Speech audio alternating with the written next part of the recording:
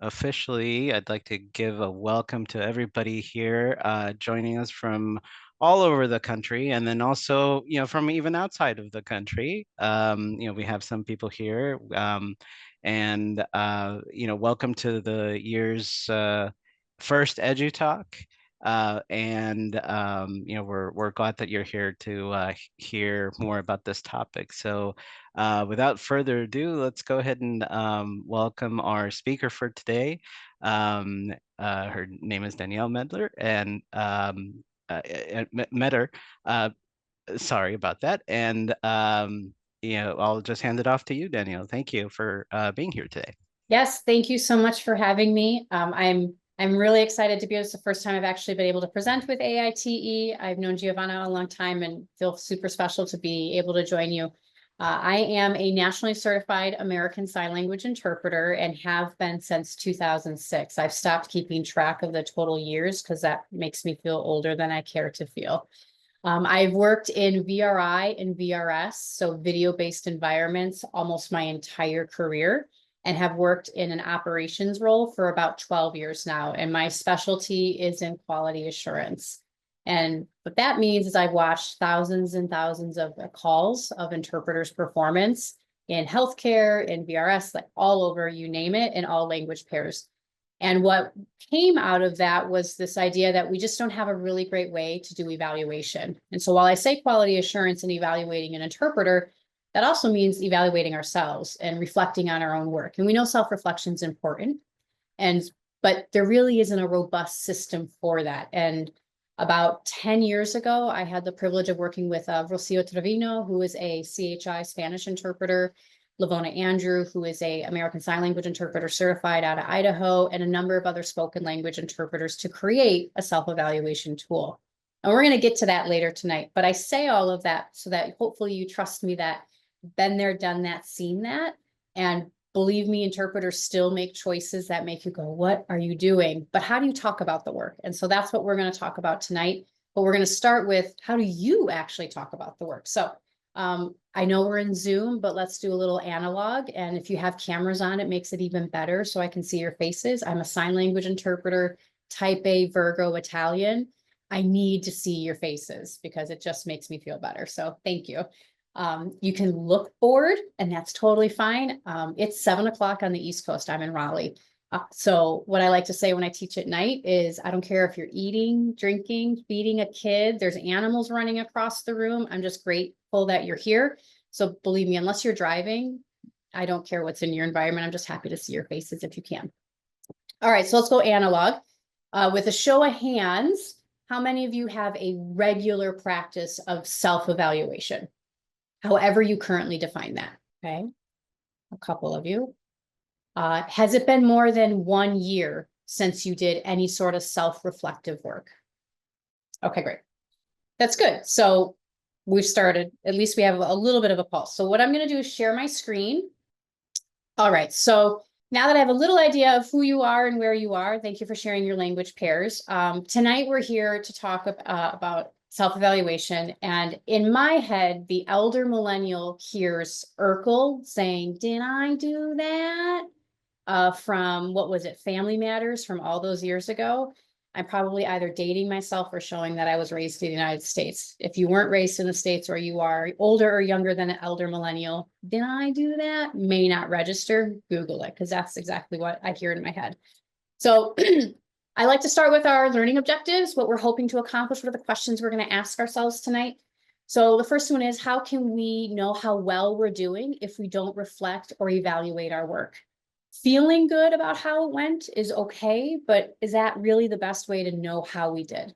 So what we're going to do is share some of what we do currently, have you ask some questions to yourself and in a group, and then naturally, because you can't, I don't like to teach without humor, we have a video. It's been submitted to the, what's the film festival in Provo, Utah? Sundance? No, not Sundance.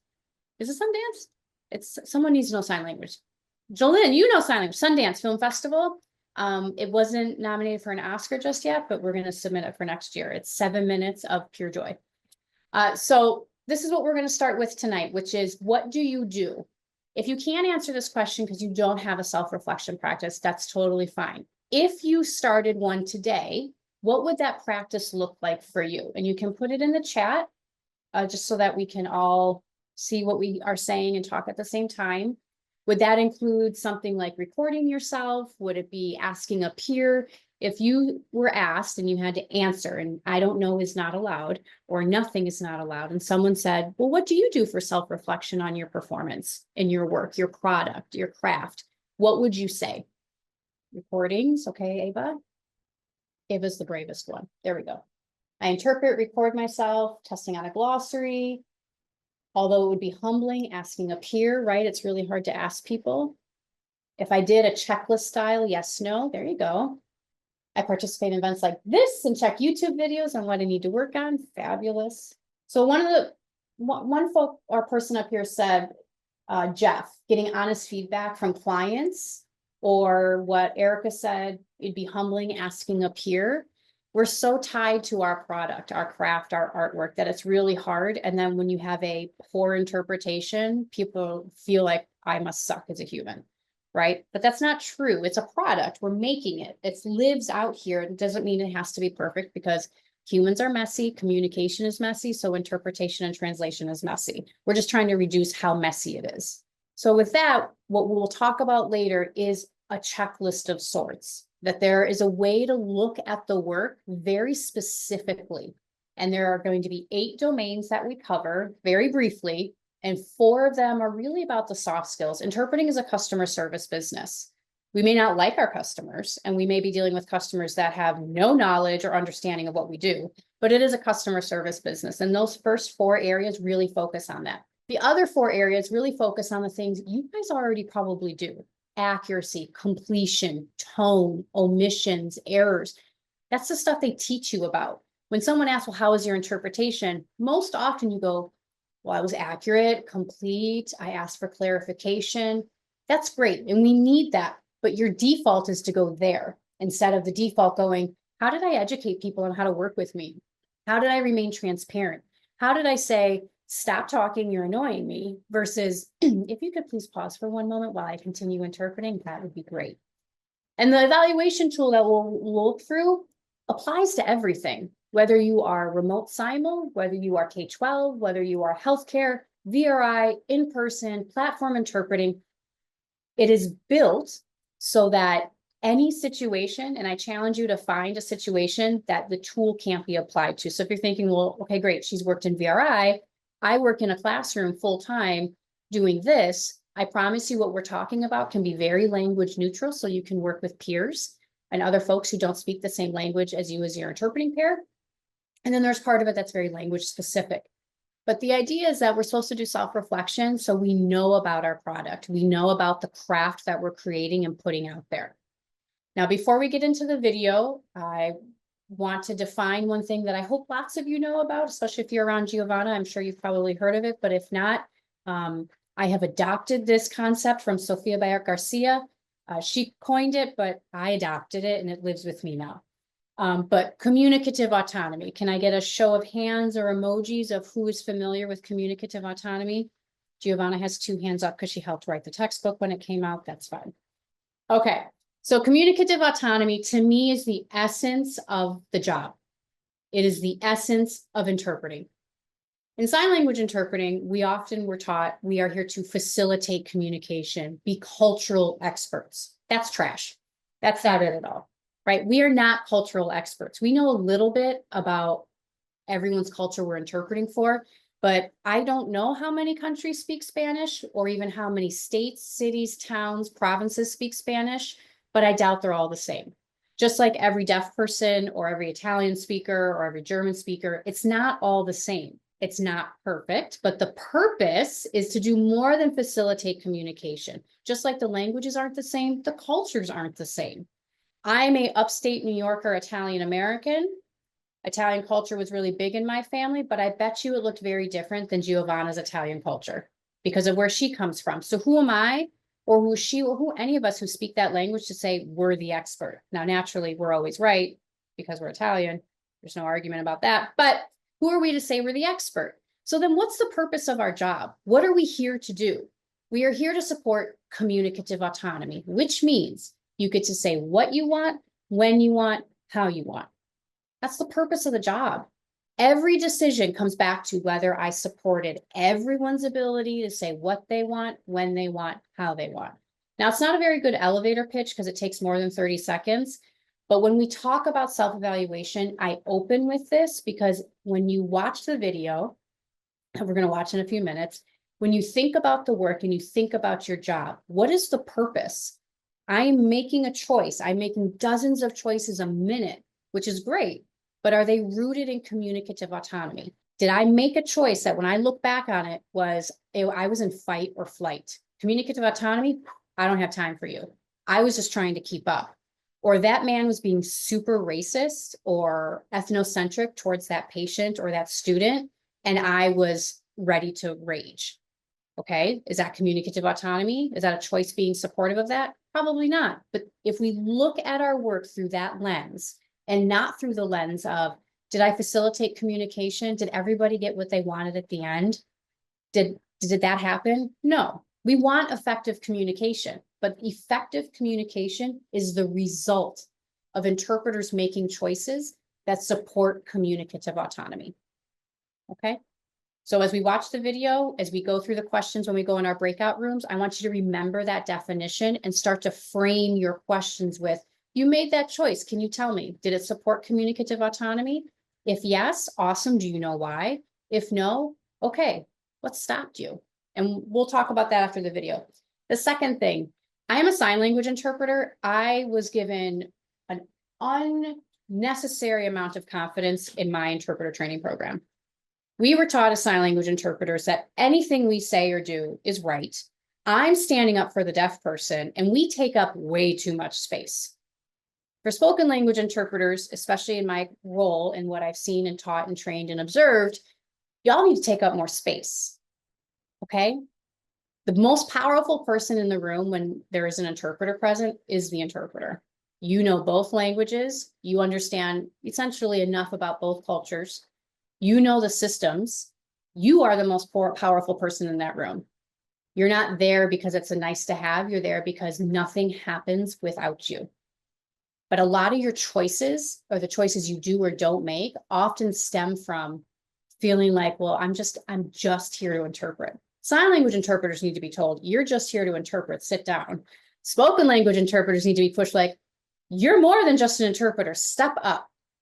So as we watch the video, as you think about self-evaluation, I want you to remember two things. The essence of our work is communicative autonomy. And the other part is you are the most powerful person in that room and have the most power. And you need to wield it and use it. And as long as you're doing that with communicative autonomy at the root, then you can do no wrong, because that's the essence of the job. Okay.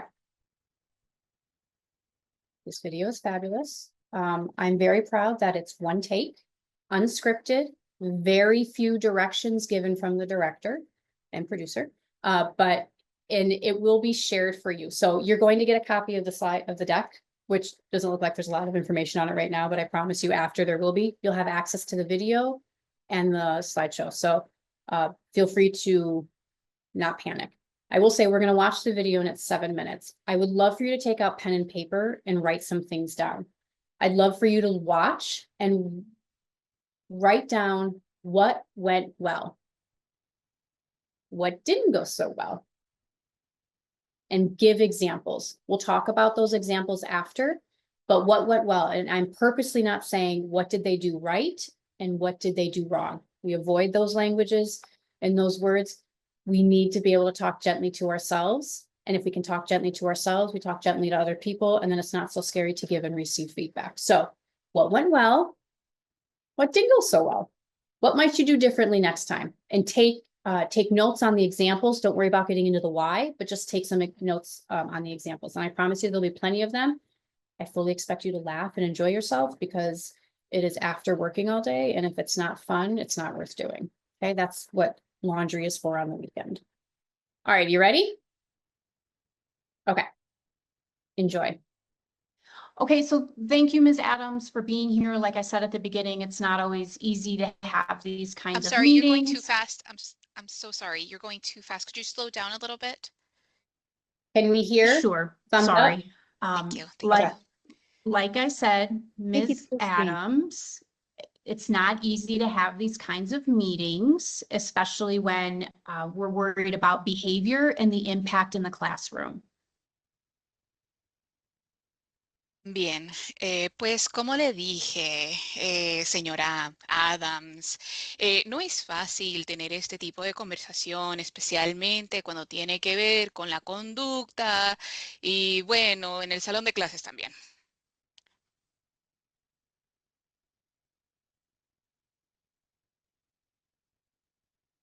I finished.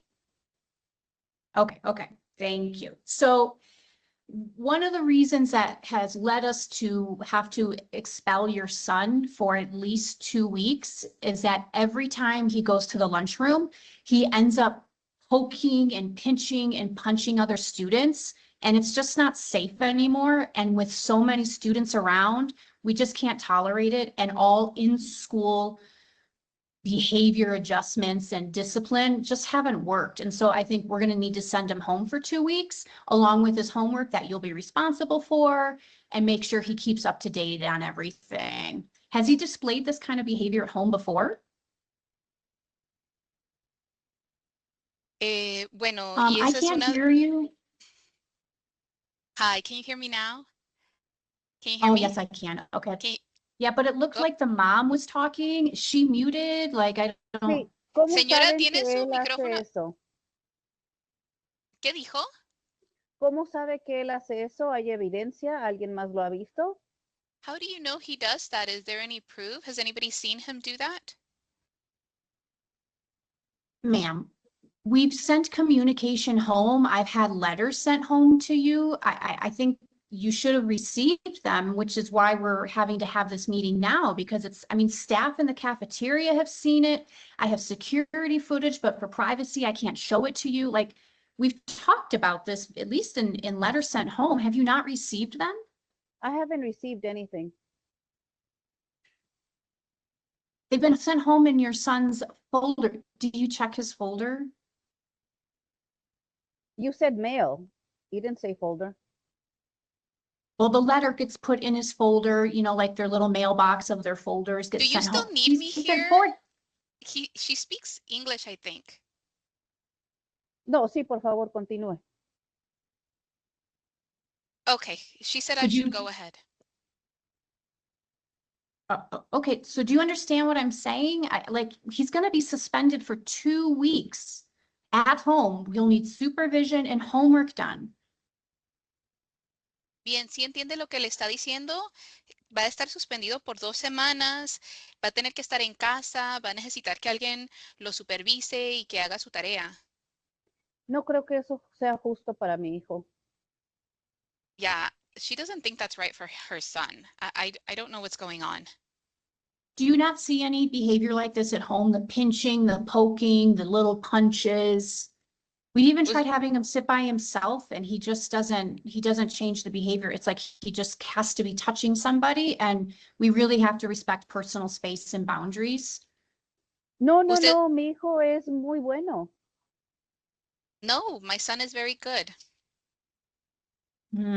Has he not talked about this at home? ¿No habla de esto en casa? Él dice que a él lo molestan. No entiendo por qué se ponen así con mi hijo. ¿Por qué a mi hijo lo van a sacar 2 semanas? What Well, did he she say? says he's, yeah, that I'm trying to interpret. Just give me 1 second. Disculpe, ¿puede repetir? La señorita me interrumpió y ¿podría repetir, por favor? No entiendo por qué a mi hijo lo van a sacar de la escuela 2 semanas. Es injusto. I don't understand why they're pulling my son out of school for 2 weeks. That's not fair. Do you understand the interpreter, Ms. Adams? I mean, maybe, because there seems to be a lot of back and forth, and you still seem very confused. She understands me. We speak the Oh, same she doesn't version speak of English now. Spanish. Okay. I'm not confused. Okay, well, we're gonna have to send your son home for 2 weeks. Is there going to be an adult to Your supervise audio him is for not 2 coming weeks? through clearly. Can you repeat that whole thing? From where? Just everything that you just said, you're cutting out. I don't think you have a good connection. Will there be an adult at home to supervise your son? ¿Va a haber un adulto en casa para supervisar a su hijo? No, mi esposo y yo trabajamos, no tenemos tiempo para estar en casa. No, my husband and I work. We don't have time to be at home. We don't have time to continue to isolate him in school if he can't keep his hands to himself. Bueno, nosotros no lo podemos seguir aislando en la escuela si es que no puede conservar sus manos, ya sabe, que no esté tocando a los demás. Y si alguien más lo molesta, And if somebody Yes. else is, She said molest? What does that mean? usted dijo violar, o sea, ¿de qué está hablando? no, si alguien más le hace algo, si alguien más lo empuja o si alguien más lo pellizca a él, ¿a los No. demás le hacen lo mismo? No, what if somebody else is picking on him? If they're pinching him, or are they going to do the same thing to the other kids? I can't talk about other students in this meeting. I can only focus on your son and his behavior. No podemos hablar de otros niños en esta reunión, solo tenemos que centrarnos en su hijo y su You know conducta what? I'm de just going to go ahead. Let me go ahead and just push this on hold real quick and let me bring in the additional staff members that have been witnessing this, that they can talk to you further about it. But again, I'm really worried that you haven't seen any of the letters that we sent home in this folder. This is not a new situation, which is why we're having to escalate it to this point. And I'm really frustrated that you don't seem to understand what's going on. And we can't do an in-school suspension anymore because it's just not working. And I'm going to have to send him home for I 2 don't weeks know to do why- his work. And I'm going to need I don't know someone why to be you're there. talking to me like this. That's a You have very an rude interpreter. tone. Interpreter, why aren't you interpreting? I don't understand. Like, this is a very serious situation and I need this addressed. Señora, necesita un intérprete. Parece que usted entiende el español, el inglés, es decir, un poco. Sí, pero quiero un intérprete. Es mi derecho. Yes, she wants an interpreter. I'll be right back. Just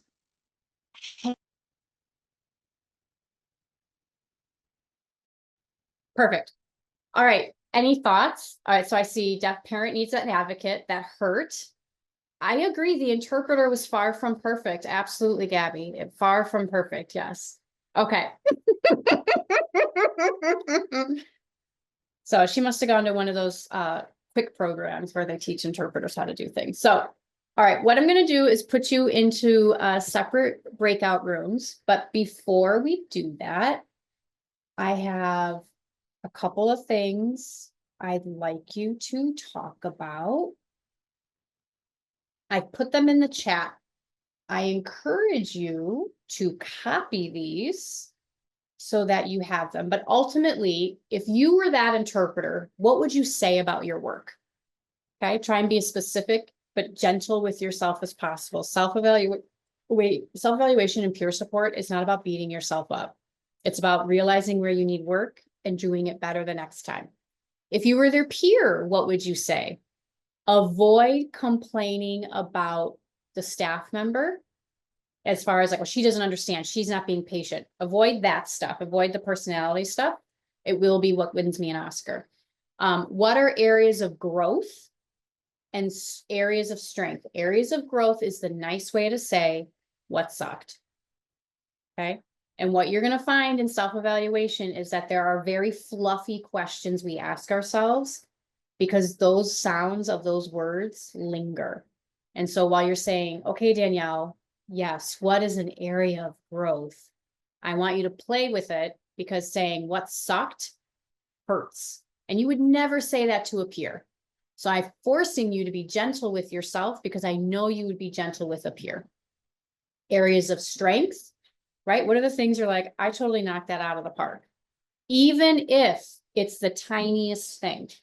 So I avoid the sandwich model of what was good, what could be different, what was good, right? Because I'm a type A firstborn Virgo. I only hear the contents of the sandwich. I do not hear the good bread slices, okay? Add to it, I was gluten-free for years. It's just a mess. Instead, what are the things that went well? What are the things we need to work on and talk to ourselves gently?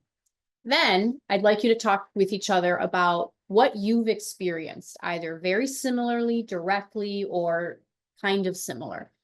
What have you done before when facing one of these challenges? The challenge could be that the English speaking school staff member talked 50 miles an hour in 30 sentences before taking a breath. Okay. Does your self-reflection practice look like? I'd like you to share it. And if you don't have one, share that too. Part of being in a self-reflective practice or starting one is being honest with yourself and others and not to be ashamed of it. So if you are, I've been an interpreter for 20 years and I've never done this, great. We've identified an opportunity. Today is day one. But be honest with that, because the people who are newer to the profession or who have been in it a long time that are just like you find comfort in numbers, even if it's not a great number to start with. And then I'd like you to talk about whether or not you have people you trust. Now, my favorite Spanish word is chisme or chismosa. I'm chismosa. Okay. So it's totally fine to have your people where you're like, this student's mother came in today and I swear on baby Jesus, she is not going to make it to the end of the year. Totally fine. But let's put that part aside. The chismosa is for later. That's like TikTok scrolling at 3 a.m. because you can't sleep, because you're having hot flashes, because you're in perimenopause. Instead, who do you talk to about, I had this situation and I made this choice and I don't think it was the best choice. What do I do? Okay. I had an opportunity to support communicative autonomy and I kicked that communicative autonomy baby right off the bridge. Can't find it. It's down, Lord knows, halfway down the Mississippi. Okay.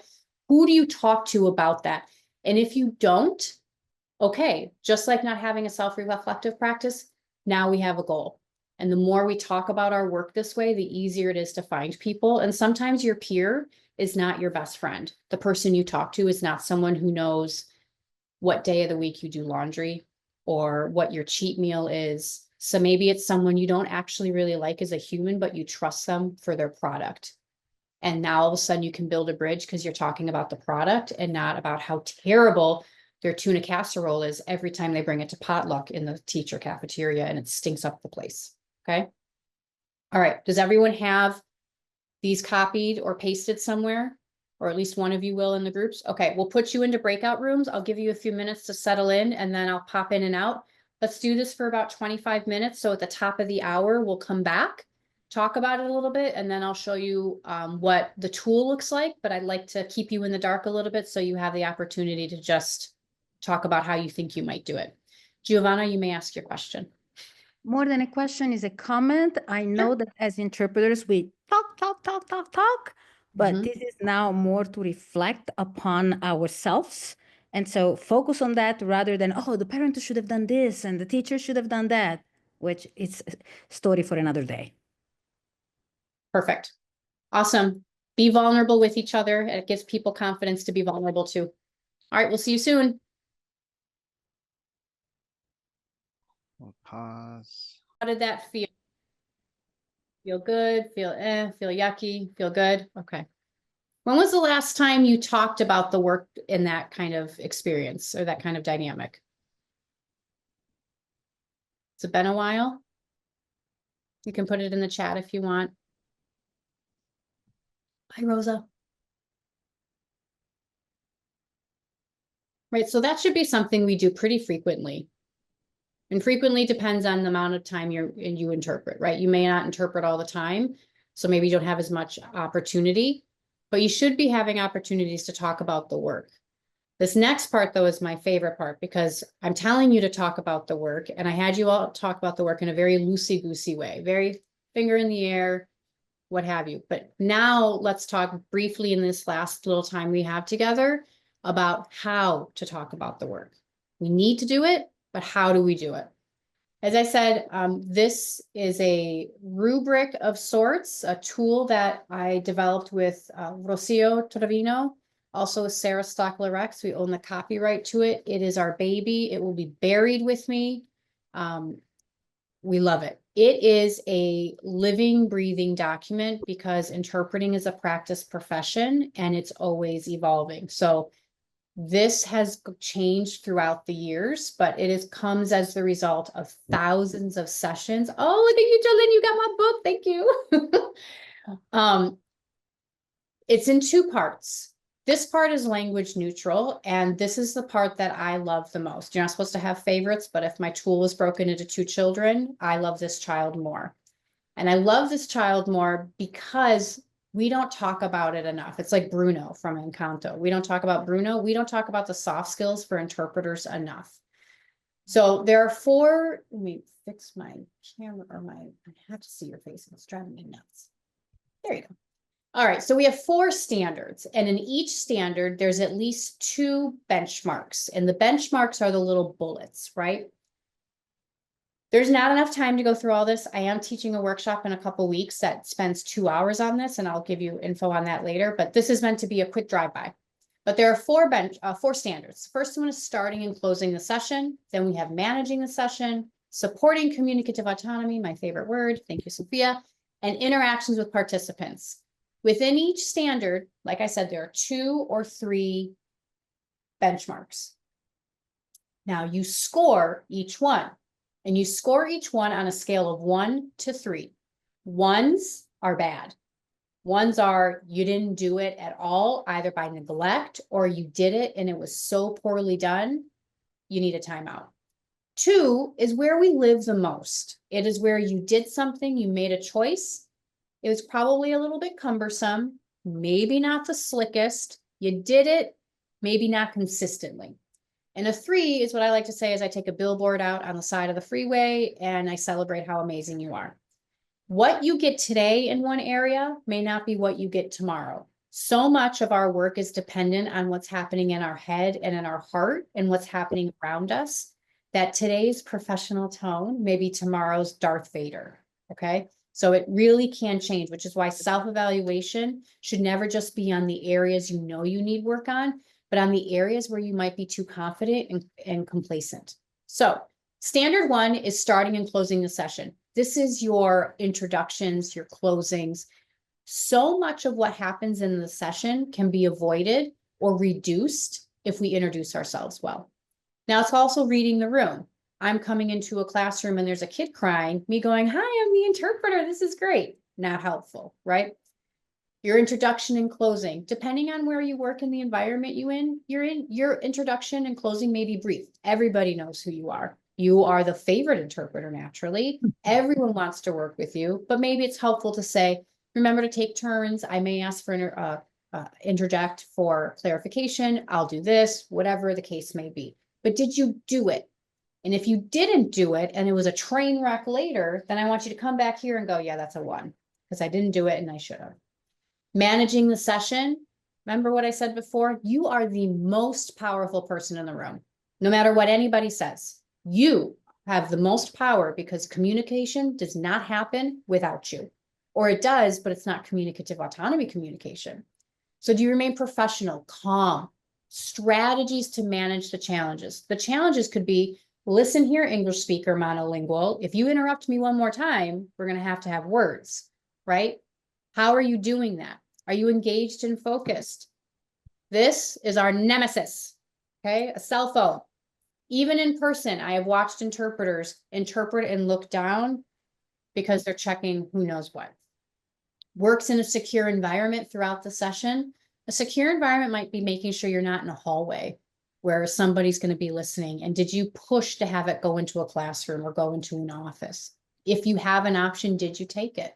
And again, did you do those 3 things at a 1, 2, or 3? Did you do it terribly, so-so, or really well?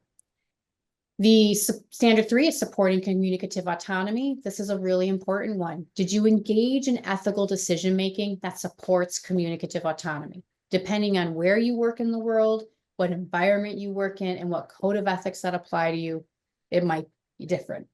But did you do it? And did you do it consistently? This standard is the one that people struggle with the most because this is the nitty-gritty of the soft skills. This is the nitty-gritty of navigating really tough stuff. Did you remain transparent and impartial? I don't speak Spanish, but I learned from one of the rooms I was in that not only did the English speaker say molest, but then the interpreter raised the ante and mentioned rape, right? But I don't know that. Was that impartial of her to do? Was that transparent? Do we redirect participants to speak to each other? General rule of thumb, try it twice. If they can't get it through their head that they don't have to speak to the interpreter directly. Interpreter, can you tell them? Let it go. But did you do it? Or were you exhausted because it's 4 o'clock on a Friday and you're tired and you want to go home and you didn't stay transparent and you just shuffled the experience along? Did you intervene effectively and appropriately? Effectively is a really important word here. Did you intervene? Yes. How'd you do it? Wait. Hang on. I'm not ready. Slow down. Hang on. Where'd you go? This is the interpreter speaking. As I mentioned before, I'm going to need you to take turns speaking. Please pause while I finish interpreting. Right? Standard 4, interactions with participants. You are always teaching. You are always modeling. It's exhausting. I know. But it's the job, the customer service part of the job, especially. How to best work with you. Unfortunately, I take the assumption that the person who interpreted before me probably didn't do everything I would have done. And so I have to come into a session with the attitude of teaching, redefining, or reestablishing expectations. We've seen it in VRI. During COVID, so many decisions were made because we were scared. We needed to make communication happen. Just get me an interpreter. I don't care if they're on the ceiling upside down and the lights are off, get me an interpreter. And now here we are in a post-COVID, COVID's here to stay world. And we now have to reteach good habits. And that takes time and it takes commitment. And so that first bullet is really important. When there is the opportunity to instruct someone how to best work with you, did you do it? Did you do it well? Was it effective? And then when intervening, do you use professional and culturally appropriate language? Do you represent the profession well? You are a brand ambassador to the schools you work in, to the profession, and to who you are as a personal brand. Maria Perez, brand the interpreter, she talks about that, right? You are representing all of us. And every time someone says, well, the last interpreter didn't have a problem with that, is a really big learning opportunity for that person. And you are the expert to teach them that. What I forgot to say at the beginning, and I'll say it now, is that you only evaluate yourself on these things if there was an opportunity to demonstrate it. If you get called into an emergency in a school or anywhere you are, there's no time for an introduction. This is the interpreter. Boom, get to work. Well, I'm not going to give myself a poor score because I didn't do it. I didn't have an opportunity to do it. So when you look at all of these standards and benchmarks, I want you to ask yourself honestly, was there an opportunity? Yes. Did I do it? No. Or did I do it well? Did I do it fully, completely? Ask yourself those questions, okay? This is not taught enough. When we talk about self-evaluation or peer support as interpreters, when we're in training programs, when we're doing any sort of training, a lot of times they talk about this one. Were you accurate? Were you complete? Did you use the right modality and mode? Do you know the terminology? This is why, to me, this is the ugly kid. I like the other baby better, right? You do this already.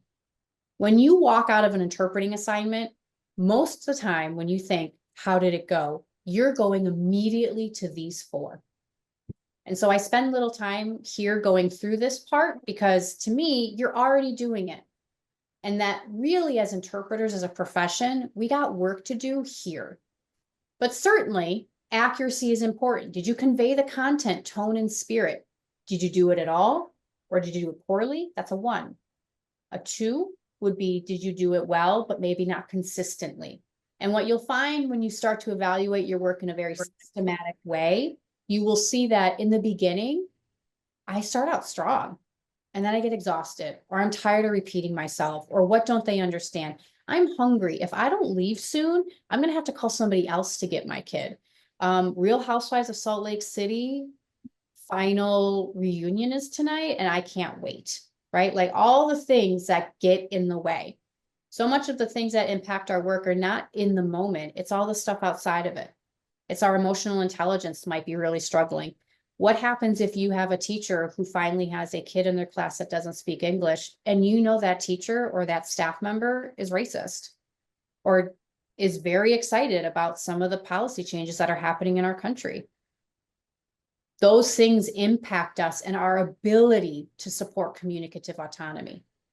So your accuracy, your completeness, your terminology might be suffering that day, but why?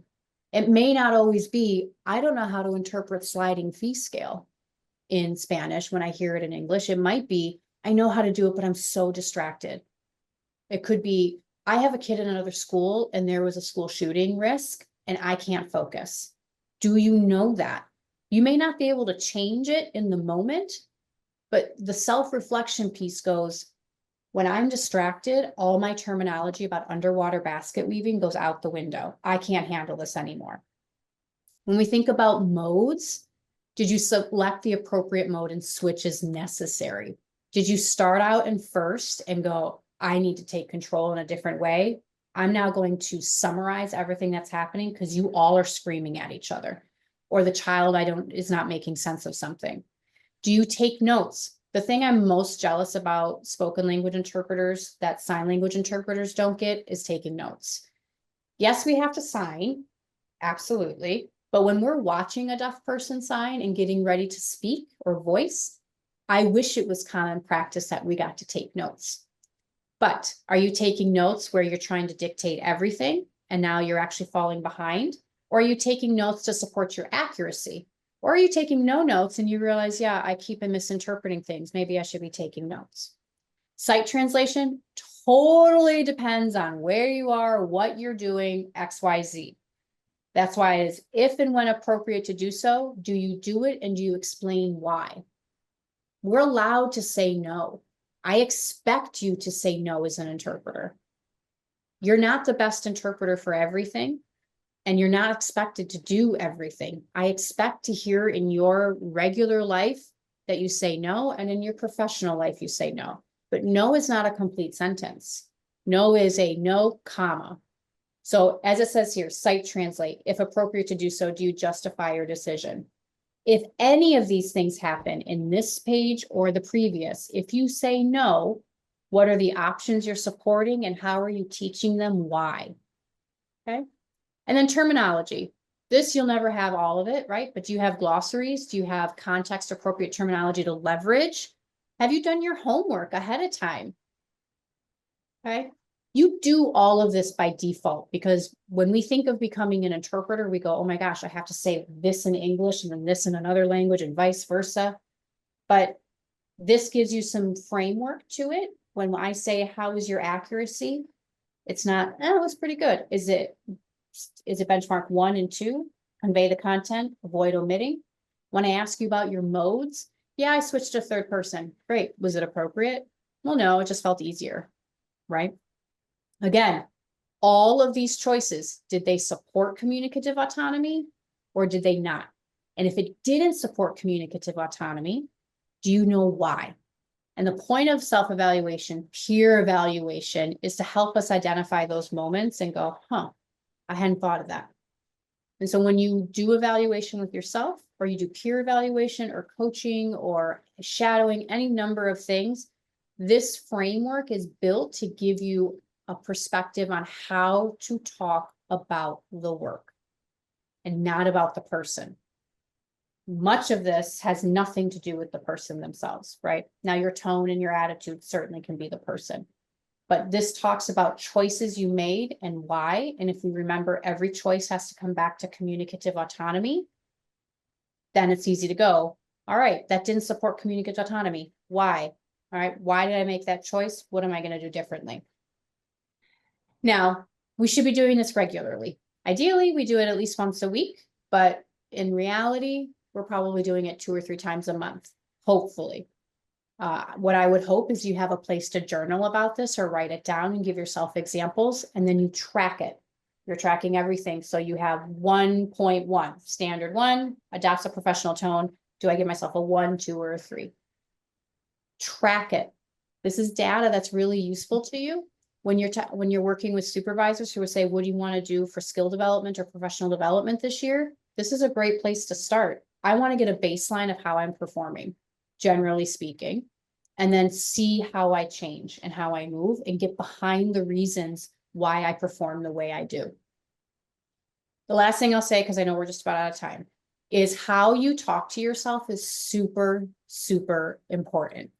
And I know I may say to you, instead of saying, what were you thinking? It might be, can you tell me what was going through your mind as you made that choice?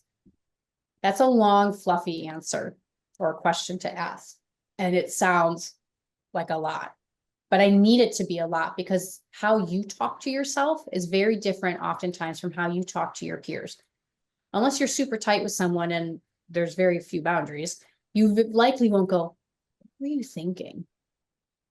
We wouldn't say that to someone else. So why would we say it to ourselves? So when we do self-evaluation, I want you to be as gentle with yourself as you are with your peer, as encouraging with yourself as you would be your peer.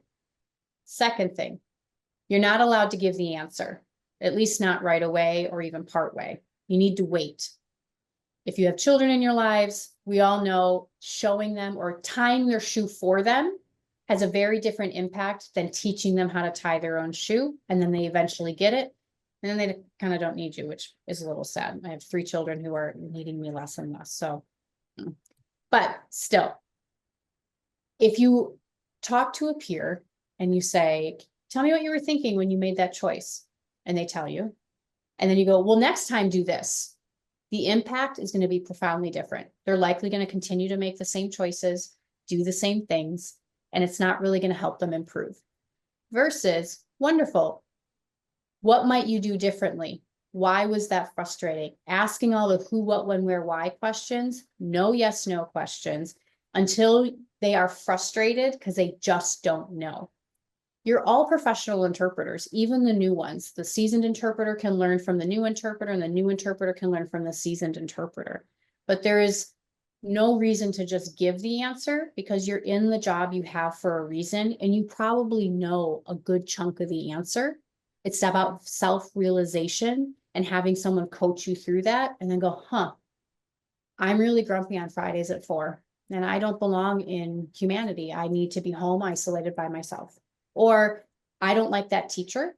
She's a trigger for me. Or any number of things, but being aware of that and becoming self-aware without someone telling you that is really important. Okay. Now we have 9 minutes left. So I would love questions, comments, thoughts, feelings. Am I completely off my rocker to you? Or you're like, oh yeah, maybe this is helpful. I cannot believe that now interpreters don't speak. I know. I have. Okay. I'm So trying- come on, your feedback, your thoughts. because Jeff, I'm go trying ahead, not to be speak. brave. I think And then join in the world of ASL interpreting, we are very familiar with this concept of providing feedback or offering feedback. And we talk about self-evaluation, but it's definitely with the second redheaded stepchild that you don't like as well. We always focus on that piece of it, where I have always said, it's that first piece that really impacts all of it. Mm-hmm. You can be the best technical, have the best vocabulary, be the most fluent signer. But if you walk in the room and everybody hates you, that you're there, and the aura that you bring and the energy you bring into the room destroys everything. It doesn't matter how good your skills are. Exactly. Right. One of the things we talk about, so at my day job, I work for a large VRI company. And what we talk about in training with interpreters is that it is better for you to make a mistake and own it and be humble about it than to steamroll through it, because I have great interpreters that work with us who have terrible attitudes and are very entitled, all languages. And I have other interpreters who are really kind and nice and humble and like own their mistakes, but aren't meek. And then when they make a mistake, the other people in the room don't mind as much because everybody makes mistakes. But if the attitude or the right is not there, it makes it more complicated. But self-evaluation, especially in sign language, but I also see it in spoken. Catherine Allen has been really big on self-evaluation and reflection for a long time. But what's important is to have a structure and a framework. And I think that's really been lacking within the interpreter space. We are lacking a structure to talk about the work. And the tool is really created so that every situation could be evaluated top to bottom within that tool. I see Jeff has a question. Is there any way on the website I can network and meet professional translators in my area? I'd like to practice my Spanish skills and continue to pursue interpreting and conversational. Absolutely. So that's the other piece, right? We all are here today. There's however many of us, and we're networking, but it doesn't stop here. And because we're in a global citizenship era, there's no reason not to talk to interpreters and other language pairs. So how many of you have an active LinkedIn? How many have LinkedIn? Very good. How many have a picture on LinkedIn? Okay. How many of you have posted on LinkedIn in the last 30 days? 60 days? All right, so that's your homework. Your homework is to start being more active on LinkedIn. Facebook, oh my gosh, like there are places to go, sure, but keyboard warriors are funny on Facebook. There's WhatsApp groups, of course, but LinkedIn, I highly encourage you to post and follow all sorts of people. You may not have people local to your area, but you may have people who are just like you looking for practice, and a Zoom call like this or FaceTime like this is really beneficial. I also encourage you to find interpreter peers who don't speak Spanish or your language pair. There is so much to learn from other people. I feel so honored to get to work within the spoken language community in my day job and also in my training experiences. I've learned so much. I've also learned that I wish I could give you a healthy dose of my unadulterated confidence. And I'm the interpreter. What do you mean you're telling me no? Right? So that you feel as confident as sign language interpreters have been taught to feel from the day we started learning sign language and becoming interpreters. But please reach out. Find me, find Giovanna, find all sorts of folks, because we often share, comment, like on things that you go, huh, that's interesting. Think about how you found out about AAITE. Think about how many other people are out there that could benefit from what you have to teach and offer, or what you could benefit from others. But I really encourage LinkedIn.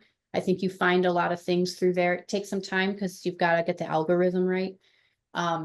But then, of course, too, there's always TikTok. I think it's, as a language learner of Italian as an adult, social media can be really fun to find out that Skibbity Ohio toilet is not a cool thing, and that's actually really bad. So what's the equivalent of that in Spanish?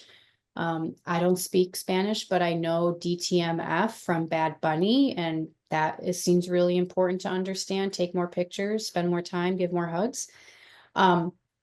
So for skill development, I'm learning Italian and have been for a long time. Social media has been really great to not just learn textbook environmental kinds of language access, but okay. I'm going to share my screen. Hold on.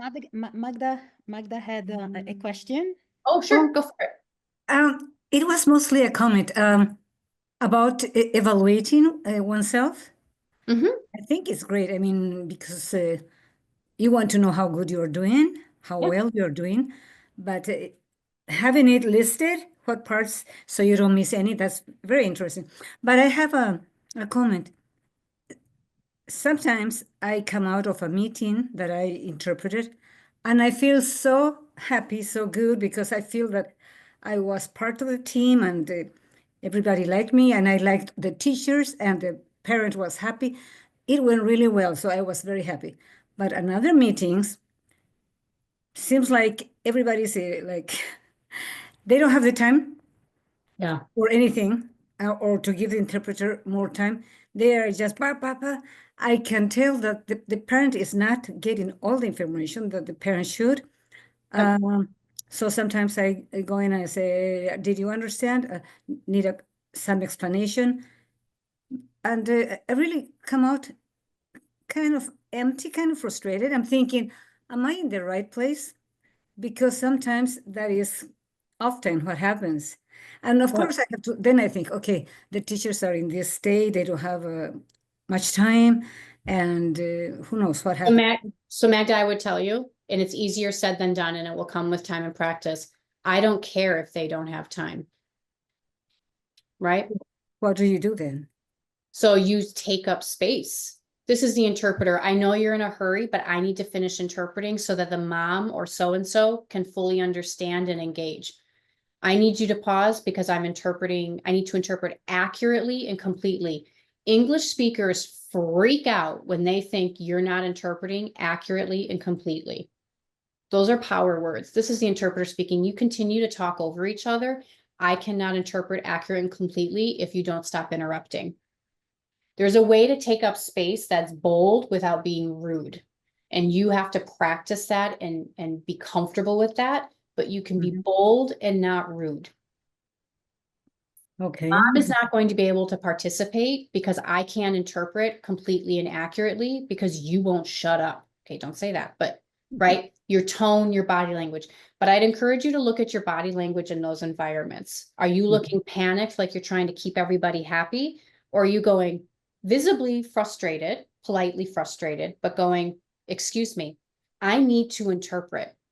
We don't need to talk about the law or whatever. This is the interpreter speaking. I'm here by Ava. I'm here to interpret. And if you don't pause while I interpret accurately and completely, the mom is going to be uninformed and not able to make a proper choice. And you remember to say that to both sides, because the other side has the right to hear what you are saying. Some people may say that the interpreter is now advocating for the parent. Is not. Yep. Parent You're is advocating for actually, your job. you You actually advocating for your own professional occupational hazards, which is let me do my job. Okay, so let's not confuse things here, because there was the word advocate before in the chat. Right? But what you advocate for is for you to do your job. They may say bad things about the test. They may say bad results. You're not advocating for the outcome on anything except for information, the right information to be rendered in the other language. And that goes back and forth. It's not only from one side to the other. And Right? Magda, if I had to take a guess, you probably start a lot of your sentences with, I'm sorry. Oh, No, I don't. Good. I don't like to use that word. Okay, good. Because my concern would be that you're trying to assert yourself and I'm sorry. And we don't say I'm sorry. We don't apologize for doing our jobs because no one's ever apologized to us for them doing their jobs unless they had to like cut their arms off or something, right? So excuse me is the fancy way to say I'm sorry if you're compelled, but take up that space and then really practice it. We should not be practicing these skills all the time in production live. We should be pretending at home that Gabby is interpreting with you and doing a terrible job and you need to figure it out, right? We have to practice being bold, practice taking up space and going through the scripting in our head so that when we get in that position again, it's not the first time your mouth has ever uttered those words. It's not the first time your brain has gone, I know you're mad. Let's say this. We have to practice it. Okay, I want to be super respectful of time. I have one more thing to show you. It is a workshop that I have the absolute pleasure of hosting or working on in a couple weeks. There's a QR code. We only got to spend like 40 minutes talk time together about this, but I will be hosting this in 2 weeks with T360 and Beyond training organization. There's a QR code if you want to register, but I'd love to have you there. Self-evaluation is super important and it's my baby. And I just feel super grateful that you were all here with me tonight. And find me on LinkedIn. I would love to hear how it's going for you, even if it's slow. So thank you so much, everyone. I appreciate your time. And thanks to AAITE for giving me a platform and a microphone. That could have been a very dangerous thing. So thank you. well, first of all, thank you, Danielle. We are going to stay the traditional few more minutes. If anybody has a question, on my side, I just have to say, first of all, thank you to the actors in that script. It was completely unscripted. Weren't they great? But I want to hear from you. I couldn't hear from you if any of you identify themselves with one or two things in that video, right? I think that all of us went through at least one thing. Well, Magda. was there a script? I missed it. Was not. Oh, Well, okay. Oh, no, we are natural actors and actresses. Hello, I will take my Oscar, Grammy, and Tony Award today. I was not. And it was not just because we made it to the point where everybody could identify with at least one thing, right? Because truth to be told, we don't see ourselves when we are on the job. Mhm. And that we are also very hypercritical, and we can say, oh, everything went well. Let's hope they didn't hear me when I said that. Or people tell me, oh my God, you are so serious when you interpret or when you talk. And I have to remember to smile. But if I did not see myself, I would say, I was not that bad, or I was worse than bad. So, Danielle, thank you so very much for being with Yes. us. Thank you. And what I think is really precious from Danielle's perspective is that Danielle has been working in a quality assurance position. So she's one of the people that do observe. And Mhm. so that ability to observe and identify weaknesses and strength. We also have a lot of strengths, but what we want to identify is to make sure that the strengths are there and we can build on them, but also how to identify the weaknesses to improve.